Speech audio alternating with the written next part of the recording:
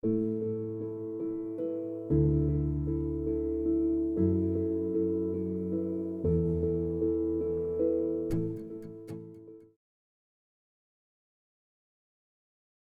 muy buenos días a todos. El día de hoy tenemos un club de revistas que está a cargo de nosotros. Somos el grupo del Hospital Alma Mater de Antioquia de Cirugía General. Estamos asesorados por la doctora Ivonne Ortiz, a quien agradecemos por la asesoría. Para darle un contexto a la pregunta que nos planteamos para este club de revista, vamos a hablar un poco de trauma de tórax, específicamente de hemotórax. El hemotórax es el hallazgo más común en los pacientes con trauma de tórax y es un hallazgo que cuando está presente implica, y eso ya está demostrado, mayor morbimortalidad de los pacientes con trauma de tórax. El manejo estándar histórico en todos lados del mundo es a través de una toracostomía cerrada y la ATLS nos recomienda realizarlo con tubos de 28 a 32 French. Esa es como la medida estándar que en este momento está en las guías de la ATLS. Una de las complicaciones del hemotórax es el hemotórax coagulado o retenido, cuando lo traducimos de la literatura en inglés, y se llega a presentar en el 20% de los pacientes con un hemotórax. Hay algunas series inclusive que la reportan hasta en el 40% de los pacientes. ¿Y esto porque es un problema? Porque el hemotórax coagulado puede llevar a la formación de empiema, a la necesidad de procedimientos adicionales. Además de eso, está demostrado que implica mayores complicaciones hospitalarias, peor estado de salud y peor clase funcional de los pacientes en el seguimiento. ¿Cuáles son los factores que ya han sido estudiados y que están demostrados que aumentan la probabilidad de tener un hemotórax coagulado? El primero de ellos es tener un hemotórax considerable. Entre mayor sea la cantidad de sangre en el tórax, mayor la probabilidad de que se genere a futuro un hemotórax coagulado. Especialmente hablamos de cuando hay un hemotórax mayor de 300. Esa es la razón por la que en muchos casos, cuando tenemos un hemotórax menor de 300 medido en la tomografía, optemos por un manejo de observación.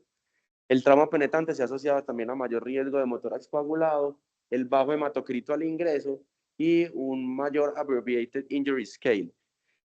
Contrario a lo que se piensa, porque ya también hay unos estudios que lo demuestran, no está relacionado el tamaño del tubo de toracostomía con el riesgo de presentar hemotórax coagulado. ¿Esto qué quiere decir? Que probablemente podamos hacer uso de tubos incluso más pequeños que 28 French, pueden ser catéteres multipropósitos y de hecho las guías EAS del 2021 nos sugieren y nos recomiendan por mejor tolerancia del paciente el uso de catéteres pequeños. Entonces, viendo esto, uno se puede preguntar, ¿qué medidas podemos tomar nosotros como cirujanos para disminuir la incidencia de hemotórax coagulado, teniendo en cuenta que es un desenlace que no queremos en estos pacientes porque aumenta la morbimortalidad? El mes pasado, en la revista JAMA, se publicó este artículo. No es un estudio, simplemente nos muestran la forma de hacer algo que ellos llaman irrigación torácica a través de un catéter pigtail en los pacientes que tienen un hemotórax. Ellos en este artículo pequeño citan algunos estudios que aparentemente demuestran que esta medida disminuye el riesgo del hemotórax coagulado en los pacientes con hemotórax traumático. Entonces, habiendo visto esto, nos preguntamos precisamente, nuestra pregunta de búsqueda y de investigación, es que en pacientes con hemotórax traumático, la irrigación torácica disminuye la incidencia de hemotórax coagulado.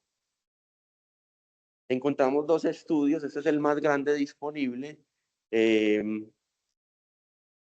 tiene por nombre precisamente que la irrigación torácica previene el hemotórax coagulado. Es un estudio experimental, no aleatorizado, prospectivo, no ciego, que se hizo en un centro de trauma de los Estados Unidos. Se hizo la recolección de los pacientes durante 30 meses. El estudio fue publicado en el 2017. Tuvo un total de 296 pacientes asignados a dos grupos de tratamiento. Y el objetivo era precisamente descubrir si la irrigación torácica en pacientes con hemotórax traumático disminuía la incidencia de un hemotórax coagulado. ¿Cuál era la pregunta pico entonces, para resumirlo? Los pacientes eran adultos con hemotórax traumático que ingresen al hospital en las primeras 24 horas del trauma. El grupo de la intervención era aquellos pacientes que eran llevados a irrigación torácica con solución salina en el momento de la toracostomía, y el grupo control simplemente la toracostomía, como lo hemos venido haciendo también en nuestro centro. El outcome principal o el desenlace principal era la necesidad de una reintervención torácica, ¿sí? Todo aquel que necesitaba una segunda toracostomía, una videotoracoscopia, una toracotomía, era considerado como que presentaba el desenlace. ¿Cuáles eran los criterios de exclusión? Menores de 18 años, pacientes que hubieran llegado después de las 24 horas del trauma, aquellos que de entrada tenían indicación de toracotomía, aquellos que morían en los primeros 30 días y aquellos que solamente duraban pocas horas con la toracostomía inicial, menos de 24. Como les había mencionado, el grupo de intervención eran aquellos que eran sometidos a una irrigación por la toracostomía. Todos se les puso un tubo de 32 a 38 French, considerablemente de buen tamaño, como los que usamos acá en nuestro medio. Eran sometidos a succión de pared hasta no obtener retorno de sangre, y luego de esto se hacía una instilación con 500 mililitros de solución salina, se retomaban y esto se repetía, esto último se repetía. Entonces a la mayoría de pacientes se le hizo irrigación 2 veces con 500 cc de solución salina. Como había mencionado, el desenlace principal era la necesidad de cualquier reintervención en tórax, y los desenlaces secundarios era estancia hospitalaria, días con la toracostomía cerrada, estancia en UCI y días de intubación orotraqueal. De los 296 pacientes que inicialmente ellos ingresaron al estudio, hubo algunas pérdidas pues por criterios de exclusión. Finalmente hubo 54 pacientes en el grupo de tratamiento y 206 pacientes en el grupo control. En el grupo de tratamiento, solamente 3 pacientes presentaron el desenlace principal, que era una reintervención. Esos 3 pacientes fueron llevados a videotoracoscopia. Y por el contrario, de los 206 pacientes del grupo control, hubo 45 pacientes que presentaron el desenlace principal, que como digo, era ser reintervenidos con algún procedimiento. Estas son las características demográficas de los pacientes. Realmente la mayoría son muy similares. El porcentaje de trauma cerrado y de trauma penetrante es prácticamente el mismo. Hay la misma proporción de hombres y de mujeres en ambos grupos. La indicación por la toracostomía también es muy similar, tanto por hemotórax como por hemoneumotórax, que también aplica, y en general tienen características muy similares. Esto es algo positivo para el estudio, a pesar de no ser aleatorizado, tienen características basales muy similares. ¿Y cómo nos presentan ellos el desenlace principal? Pues lo que nos dicen es que básicamente haber llevado a los pacientes a una irrigación torácica en el momento de la toracostomía disminuye considerablemente el riesgo de hemotoras coagulado. Nos lo presentan con un OR de 0.16 y un rango realmente muy preciso que no cruza la unidad, ¿sí? Ahora bien, si vemos en los desenlaces secundarios, realmente no hay una significancia estadística que nos permita sacar conclusiones. Y cuando vemos específicamente cuántos presentaron los desenlaces,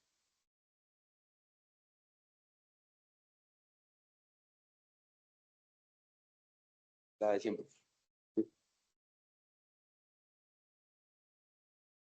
Cuando vemos cuántos presentaron los desenlaces en ambos grupos, si somos observadores nos damos cuenta que realmente en ambos grupos, tanto los que se llevaron a irrigación como los que no, presentan casi que la misma estancia en UCI, ¿sí? Los mismos días de intubación orotraqueal, los mismos días de estancia hospitalaria, que habían sido los desenlaces secundarios que ellos midieron. Si bien no hubo una significancia estadística, vemos que los números son prácticamente iguales. El único desenlace en el que hubo diferencia fue el desenlace principal, que recordemos que era la necesidad de una reintervención, ¿sí? Muy bien, algo que no les he dicho, ¿qué pasa con el desenlace principal, que es la necesidad de reintervención? Pues realmente ellos determinaban la necesidad de reintervención con ojo clínico, ¿sí? Quedaba a criterio de los mismos especialistas tratantes a quién se llevaba a reintervención y a quiénes no. Y los tratantes eran los mismos investigadores. Ellos sabían qué pacientes se habían llevado a irrigación y qué pacientes no. Entonces, probablemente esto influyó mucho también en los resultados del estudio. Los autores lo reconocen en el estudio y mencionan que todos los pacientes que fueron llevados a irrigación, en los que los cirujanos tratantes eran los investigadores, en ninguno de ellos se llevó una intervención, ninguno presentó el desenlace. Probablemente es un altísimo riesgo de sesgos que ellos mismos reconocen. ¿Sí? ¿Ellos qué concluyen de este estudio? Primero que todo, que hay una disminución estadísticamente significativa en la necesidad de reintervención en el grupo de la irrigación. No se demostró, como había dicho, una diferencia en los desenlaces secundarios. Ahora bien, no hubo una aleatorización para ambos grupos. Ellos simplemente decían a quiénes se les hacía irrigación o no.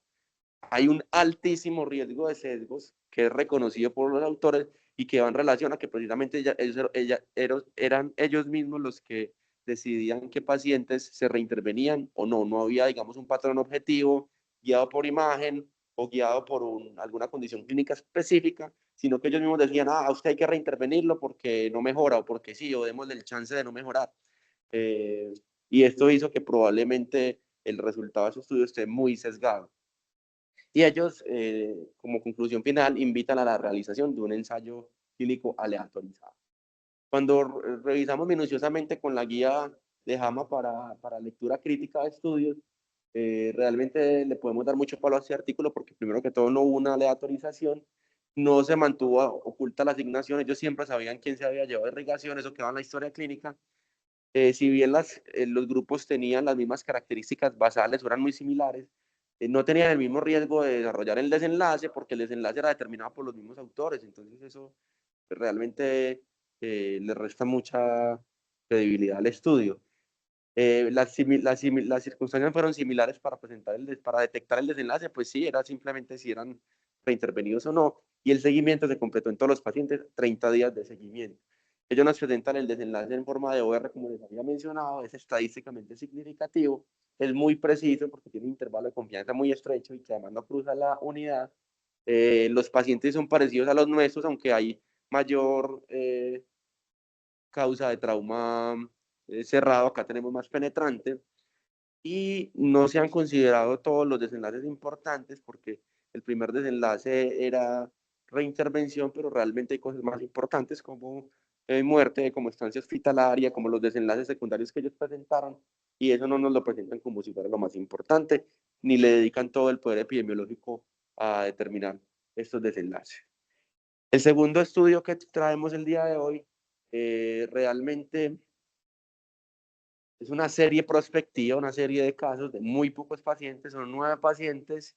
Es un estudio publicado este año, en el 2024, y son casos que se recogieron desde abril del 2021 hasta mayo del 2023. Un hospital de referencia en trauma de los Estados Unidos también. Y el objetivo era describir el curso clínico de los pacientes con hemotórax llevados a toracostomía e irrigación a través de catéteres multipropósito de bajo calibre. Aquí, a diferencia del primer estudio, no estamos dando toracostomía convencional con tubos de 28 a 32 French, sino catéteres multipropósito de pequeño calibre. Básicamente, este es el algoritmo que ellos utilizan para manejar a sus pacientes. Es muy similar al que nosotros tenemos. Si el paciente está inestable hemodinámicamente, iban de una vez a una toracostomía cerrada con un tubo convencional. Si el drenaje era mayor a 1500 cc de sangre inmediatamente, o con un ratio de más de 200 mililitros por hora, los pacientes eran llevados a toracotomía. Obviamente, si seguían inestables también. Y por el contrario, los pacientes estaban estables hemodinámicamente, eh, y tenían un hemotórax mayor a 300 o un hemotórax sintomático, eran llevados a la inserción de un catéter multipropósito para el drenaje del hemotórax y llevados a irrigación. Si en el curso de esto, por supuesto, había, se presentaban criterios para toracotomía, pues eran llevados a la misma. Y estos son los 9 pacientes que ellos nos presentan. Es una tabla pues fácil de analizar, simplemente nos cuentan el mecanismo del trauma de todos estos pacientes, la indicación de la intervención, el momento en el que fueron intervenidos, el volumen con el que se irrigaron los pacientes, muchos de ellos con 1000, otros con 500. Entonces acá nos muestran lo que se les instiló y lo que se recuperó. Entonces ahí se puede también tener, pues como contar la cantidad de sangre que tenía cada uno.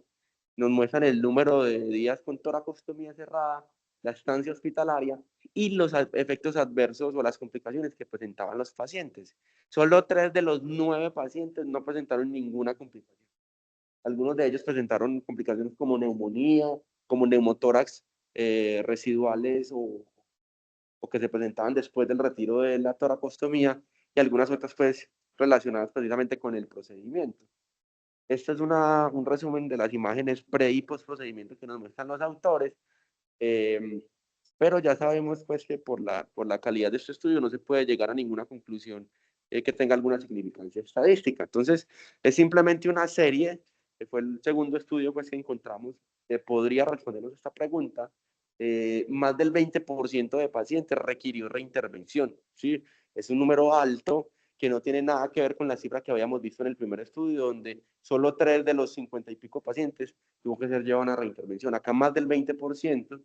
Es una muestra muy pequeña, con una metodología descriptiva, donde no se puede hacer un análisis estadístico, no nos sirve para responder esta pregunta, pero digamos que sí nos da cuenta de que la irrigación torácica con catéteres de pequeño calibre es una alternativa en los pacientes con el neumotórax traumático. No es algo a lo que estemos acostumbrados, pero ya hay algunos centros que lo utilizan. Faltarán más estudios para llegar a estas conclusiones. Y como conclusiones generales de este club de revista, con la información disponible, no se puede recomendar el uso de la irrigación torácica de forma generalizada. Como les mostré, el primer estudio es el más grande y tiene un altísimo riesgo de sesgos. Podría ser un método seguro, efectivamente, pero hasta la fecha no está demostrado su beneficio con soporte bibliográfico. Y pues definitivamente necesitamos un estudio grande, aleatorizado para llegar a esta conclusión. Ya para finalizar, recordarles, como les había mencionado al principio de la charla, hay guías, las guías de trauma de la EAT recomiendan incluso para hemotoras, al contrario de lo que se había pensado, podemos usar catéteres de pequeño calibre y pues también el mensaje es que nos animemos a seguir, a hacerlo porque en nuestros hospitales tenemos los insumos, no es difícil, idealmente co-guiado, pero pues probablemente el mundo vaya a virar hacia este tipo de cosas y pues a que tengamos la capacidad de hacerlo con nuestros pacientes. ¿Alguno tiene una pregunta en el auditorio virtual o en San Vicente o aquí?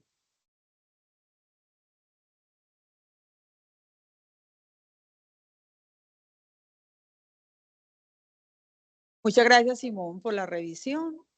Aprovechamos que están los R1, que están todos. Ah, y hay otra gente de Zambi. Bueno, entonces, esta era como la invitación de ustedes a que hiciera esta actividad académica, era para que conocieran este tipo de actividad que la realizamos siempre, todos los lunes. El tema a elegir va a estar basado muchas veces orientado a casos que hemos tenido a lo largo de la semana, casos que surgen de la reunión de complicaciones, casos que son de actualidad, cambios en tendencias, rupturas de paradigmas en la cirugía. Entonces esos son temas que es como la primera tarea, como escoger el tema, ¿cierto? Y elegir luego, hacer una búsqueda basados en una pregunta, como aquí muy bien se los mostró Simón en el desarrollo de esta propuesta de tema, y entonces hacer un análisis juicioso y aportando, trayendo al club de revistas, después de una búsqueda y un análisis, la mejor información posible, haciendo uso de estudios de buena calidad en cuanto lo haya disponible. Revisión de sistemáticas y metaanálisis. Un adecuado manejo del tiempo para que se preste para la discusión, para luego la intervención de los asistentes al auditorio, y también una motivación a que nos deje a cambiar nuestras conductas, a preguntarnos si estamos haciéndolo de forma adecuada o no, o si es que acaso, por ejemplo, ya Simón dijo todo lo que había que decir por el tema, estoy completamente de acuerdo. Por ejemplo, esto sería un muy buen tema de estudio para un futuro trabajo de investigación, para ustedes que están empezando y que deben empezar a buscar su posible trabajo. Tenemos una buena casuística, sobre todo en San Vicente, de paciente con trauma que desarrolla hemotoras y que después le toca ser reintervenido por una toracoscopia, por un hemotórax coagulado. Entonces, ahí dejar esto por aquí, me reiteraré lentamente, ahí les queda la inquietud. Y con respecto al tema, nos pareció pues como interesante traerlo por lo mismo, porque tenemos mucho paciente de este tipo de diagnóstico y a mí me parecía muy chévere cómo empezar a investigar qué tal nos iría con una irrigación, es evitarle al paciente una intervención, una toracoscopia. Desarrollo, yo personalmente, como está demostrado que la coexistencia de hemotoras, neumotoras, también es un riesgo para el desarrollo de hemotoras coagulado. Yo, si el paciente me llega y con respecto al trauma, por el que es abierto, han ocurrido 6 o más horas, yo le meto succión antes de la inserción del tubo. Pido una Jan Cover, hago succión porque consideraría que hay una alta probabilidad de que a ese tiempo ya se haya desarrollado coágulos, succiono e inserto tubo. Y también tengo como a veces la precaución de pedir entonces un tubito curvo para orientarlo más hacia el receso posterior en lugar del recto y orientarlo hacia arriba. Gracias, Simón. Muy bueno. ¿Alguien en San Vicente o en el auditorio virtual tiene alguna intervención?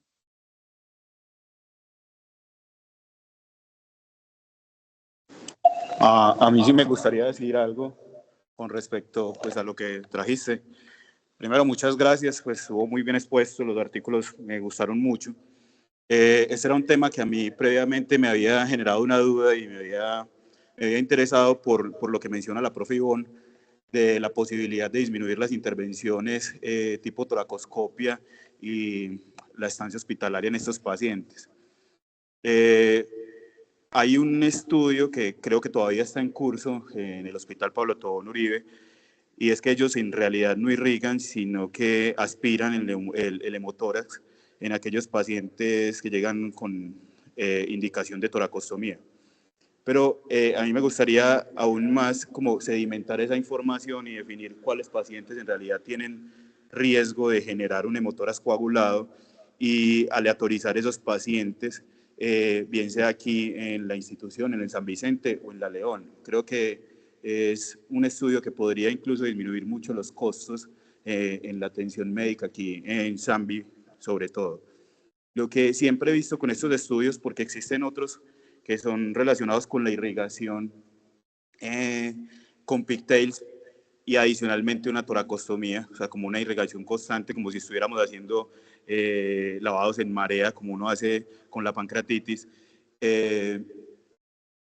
Es que yo creería que es plausible hacer un estudio acá, porque es que los estudios de afuera, la mayoría son por trauma cerrado.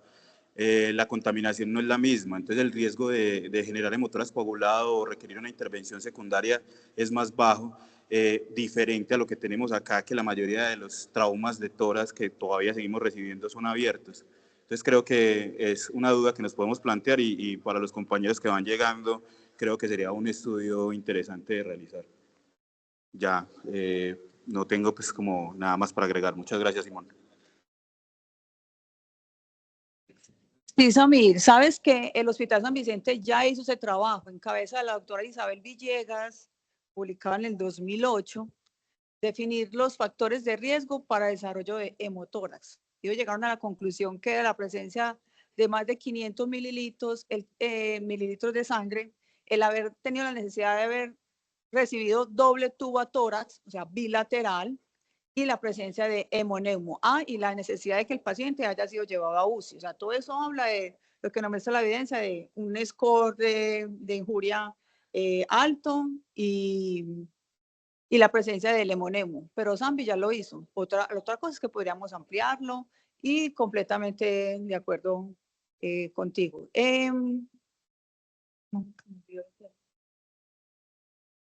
Muchas gracias, profe. Samir, gracias. ¿Alguien más tiene alguna intervención?